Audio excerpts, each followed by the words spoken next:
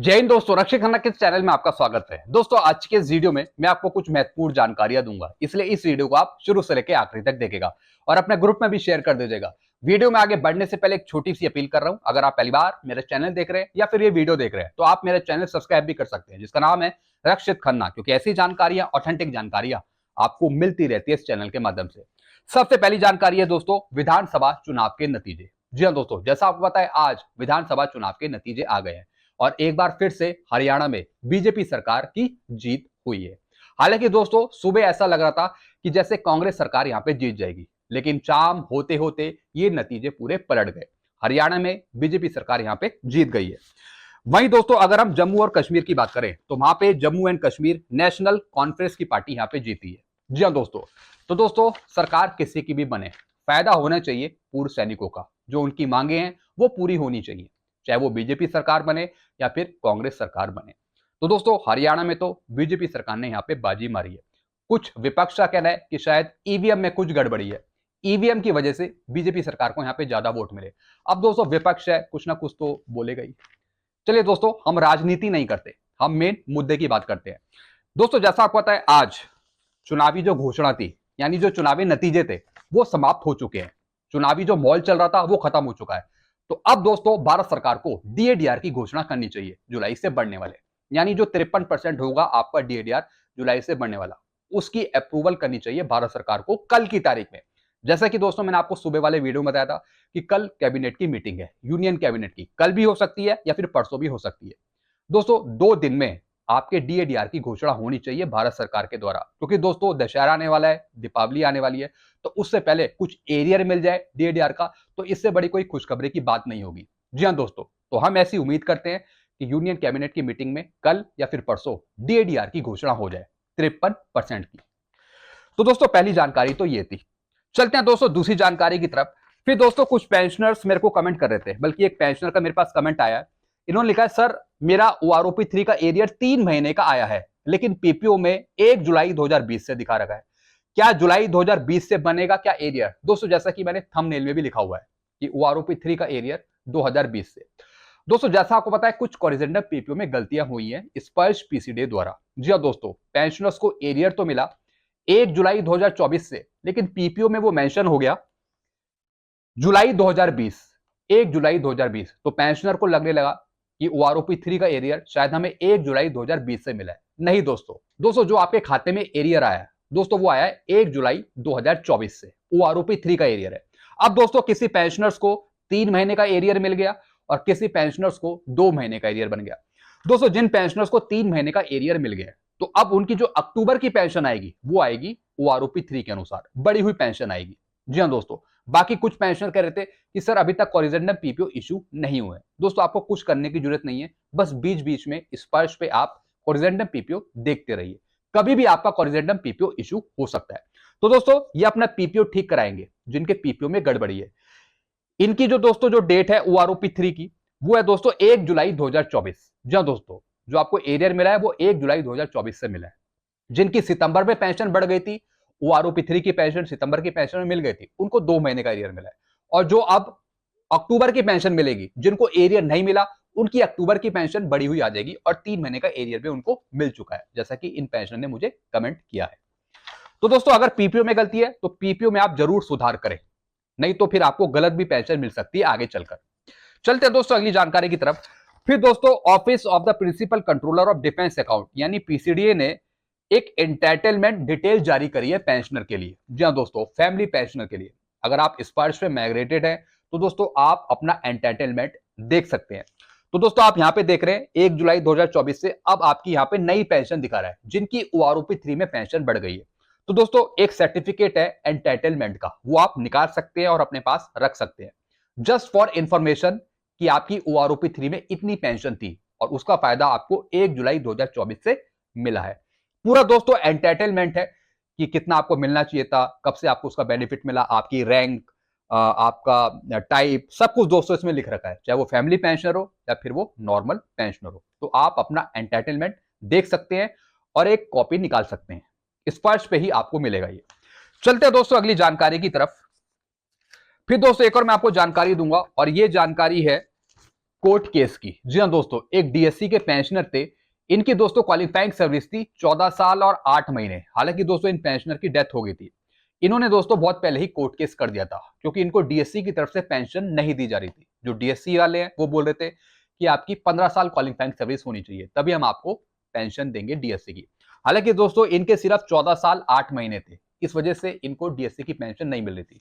तो दोस्तों इन्होंने कोर्ट केस किया और इसके बाद इनको जीत मिल गई, लेकिन अभी तक इनको पेंशन नहीं दी है डीएससी के थ्रू।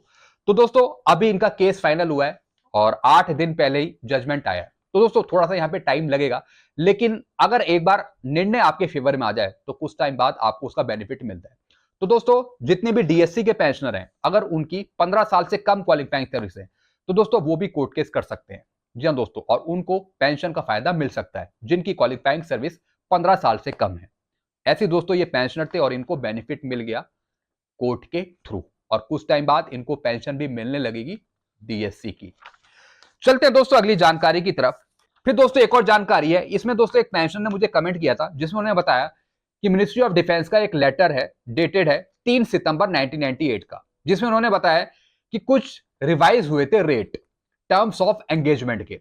और दोस्तों इसमें बताया कि जिन सूबेदार मेजर को ऑनरी मिली हुई है, जो ऑनरी लेफ्टिनेंट की पेंशन ले रहे हैं, उसमें कोई टर्म्स ऑफ एंगेजमेंट नहीं है, क्योंकि ज्यादातर सूबेदार मेजर की जो क्वालिफाइंग सर्विस है वो 30 साल से ऊपर है। तो आर्मी में देखें या फिर अगर हम नेवी में देखें, तो उसका बेनिफिट मतलब ओआरओपी 3 का बेनिफिट 30 साल से ऊपर का ही मिलना चाहिए। हालांकि दोस्तों जो पीसीडी स्पष्ट बता रहा है कि 555 सर्कुलर अपेंडिक्स एक्स के अनुसार हम ये वाली पेंशन दे रहे हैं, ये गलत है, क्योंकि टर्म्स ऑफ एंगेजमेंट इस मामले में लागू नहीं होता है, क्योंकि सूबेदार मेजर की क्वालिफाइंग सर्विस ही 30 साल से ऊपर है, जिनको ऑनरी मिली हुई है। तो ऑनरी लेफ्टिनेंट को 33 इयर्स क्वालिफाइंग सर्विस का फायदा या फिर 32 साल क्वालिफाइंग सर्विस का फायदा पेंशन पे उनको देना चाहिए, यानी जितनी उनकी क्वालिफाइंग सर्विस है ऑनरी लेफ्टिनेंट की, इस मामले में टर्म्स ऑफ एंगेजमेंट लागू नहीं होगा, ऐसा दोस्तों इन्होंने बताया। बल्कि दोस्तों एक लेटर भी कोट किया है 3 सितंबर 1998 का, जिसमें टर्म्स ऑफ एंगेजमेंट के जो रूल्स थे वो रिवाइज हुए थे। तो इस मामले में टर्म्स ऑफ एंगेजमेंट लागू नहीं होता है। चलते हैं दोस्तों अगली जानकारी की तरफ। फिर दोस्तों द ट्रिब्यून की एक खबर है, जिसमें लिखा है जवानों की पेंशन जारी करने के आदेश रोकने पर एएफटी ने रक्षा सचिव और सेना प्रमुख को तलब किया है। जी हाँ दोस्तों, यानी फटकार लगाई है। दोस्तों कई बार क्या होता है कि कुछ ऐसे जजमेंट होते हैं जो सीधा पेंशनर के फैमिली पेंशनर के फेवर में होते हैं, लेकिन उन जजमेंट को लागू नहीं करा जाता, वो जजमेंट ऐसे ही पड़े रहते हैं, उसका बेनिफिट पेंशनर को नहीं दिया जाता, कितने साल बीत जाते हैं। तो दोस्तों ऐसे कुछ जजमेंट थे, जैसे कि डिसेबिलिटी पेंशन पे, तो दोस्तों उसको लागू नहीं किया गया था रक्षा मंत्रालय द्वारा या फिर मिनिस्ट्री ऑफ डिफेंस द्वारा। तो दोस्तों यहां पे डायरेक्ट एएफटी ने फटकार लगाई है रक्षा सचिव को और सेना प्रमुख को कि जो जजमेंट है पेंशनर के फेवर में डिसेबिलिटी पे, वो लागू करवाए जाए जल्द से जल्द।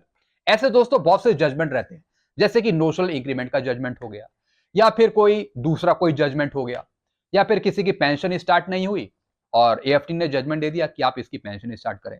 यानी काफी जजमेंट पेंशनर के फेवर में होते हैं, लेकिन उसका पेमेंट नहीं होता डिपार्टमेंट द्वारा, रिकॉर्ड द्वारा, स्पर्श द्वारा, पीसीडी द्वारा या फिर बैंक द्वारा। तो दोस्तों इस पे फटकार लगाई जानी चाहिए डिपार्टमेंट को कि भैया जब एएफटी ने ऑर्डर कर दिया पेंशनर के फेवर में, तो आप इतनी लेट लतीफी क्यों कर रहे हो, बल्कि विद इंटरेस्ट, यानी जब से वो ऑर्डर आया है पूरा इंटरेस्ट लगा के पेंशनर को पेमेंट करना चाहिए। तो दोस्तों जो भी रक्षा सचिव है और जो भी सेना प्रमुख है, अब दोस्तों वो हाजिरी लगाएंगे कोर्ट के सामने और बताएंगे कि अभी तक पेमेंट क्यों नहीं हो पाया है पेंशनर के फेवर में, बल्कि जजमेंट पेंशनर के फेवर में भी था। यही दोस्तों सब कुछ इसमें लिखा हुआ है। बिल्कुल दोस्तों, जो एएफटी है उसको अपने जो पावर है वो यूज करनी चाहिए। जी हाँ दोस्तों, एएफटी के पास, कोर्टों के पास बहुत तगड़ी पावर है, अगर वो चाहे तो भारत सरकार को चक्कर कटवा सकती है। जी हाँ दोस्तों, क्योंकि दोस्तों एएफटी के पास पावर ऑफ अटॉर्नी पूरी पावर रहती है कि वो किसी के भी खिलाफ जा सकती है। अगर केंद्र सरकार या फिर डिपार्टमेंट हो गए, अगर वो सुनते नहीं है, पेंशनर के फेवर में वो फैसला देते नहीं है, या फिर उनका जो पेमेंट है वो नहीं देते, तो दोस्तों जो एएफटी या कोर्ट है वो जा सकता है इसके अगेंस्ट। चलते हैं दोस्तों अगली जानकारी की तरफ। फिर दोस्तों पंजाब और हरियाणा उच्च न्यायालय ने रिजर्व सिपाहियों की पेंशन पर एएफटी के आदेश को बरकरार रखा है। दोस्तों जैसा आपको बताया, जो रिजर्विस्ट पेंशनर हैं वो अभी, यानी उनको सिर्फ नॉर्मल पेंशन दी जा रही है, अभी वो 9,000 पेंशन ले रहे हैं। सिपाही की जो 2/3 पेंशन है वो दे जानी चाहिए बढ़कर। यानी दोस्तों जैसे जैसे ओआरओपी रिवाइज हो रही है उसके हिसाब से 2/3 सिपाही की पेंशन देनी चाहिए रिजर्विस्टों को, जो रिजर्विस्ट है उनको मिलनी चाहिए। दोस्तों जिन्होंने कोर्ट केस किया, अब दोस्तों कुछ उसमें से एयरफोर्स के भी पेंशनर थे जो रिजर्विस्ट है, जिन्होंने कोर्ट केस किया और उनको बढ़ी हुई पेंशन मिल रही है। लेकिन जिन्होंने कोर्ट केस नहीं किया वो अभी भी 9,000 ले रहे हैं। मैं रिजर्विस्ट की बात कर रहा हूं। यानी दोस्तों अगर हम कलर सर्विस की बात करें, कलर सर्विस की, तो दोस्तों इसमें होता क्या है कि उनकी आधी सर्विस तो होती है किसी पर्टिकुलर सर्विस की, जैसे आर्मी की, नेवी की, एयरफोर्स की, और आधी सर्विस होती है उनकी रिजर्विस्ट की। तो दोस्तों दोनों को मिलाकर जो एक कलर सर्विस मिलती है उसी का पेमेंट दिया जाना चाहिए। लेकिन दोस्तों कोर्ट के आदेश के बाद भी रिजर्विस्टों को पेंशन का लाभ नहीं मिल रहा है लेकिन बहुत ही कम, और बल्कि मिलना चाहिए था अच्छा खासा फायदा। दोस्तों अगर मैं अभी की बात करूं 7 सीपीसी के हिसाब से, तो लगभग इनकी पेंशन 13,000 से ऊपर होनी चाहिए, 13,000 से ऊपर, और जो अभी मिल रही है वो सिर्फ मिल रही है 9,000 रुपए। तो दोस्तों ये थोड़ी दिक्कत है। तो दोस्तों ये मैंने आपको समझा दिया कि ऐसे बहुत से जजमेंट हैं जो पेंशनर के फेवर में जाते हैं, लेकिन कई बार सरकार, डिपार्टमेंट स्पष्ट पीसीडीए रिकॉर्ड, बैंक, सीपीपीसी उसको लागू नहीं करती है। तो दोस्तों ये सब चीजें लागू होनी चाहिए और जल्द से जल्द पेंशनर को उनका हक मिलना चाहिए। तो दोस्तों बस यही जानकारियां थी जो मैंने आपको समझाई हैं। आई होप सारी जानकारी आप अच्छे से समझ होंगे। वीडियो आपको अच्छा लगता है वीडियो को लाइक करें और इस चैनल को आप सब्सक्राइब कर सकते हैं, क्योंकि ऐसी जानकारियां, एक्चुअल जानकारियां, सही जानकारियां आपको मिलती रहती है इस चैनल के माध्यम से। तब तक ले दोस्तों मैं वीडियो ये खत्म करता हूं। Thank you so much.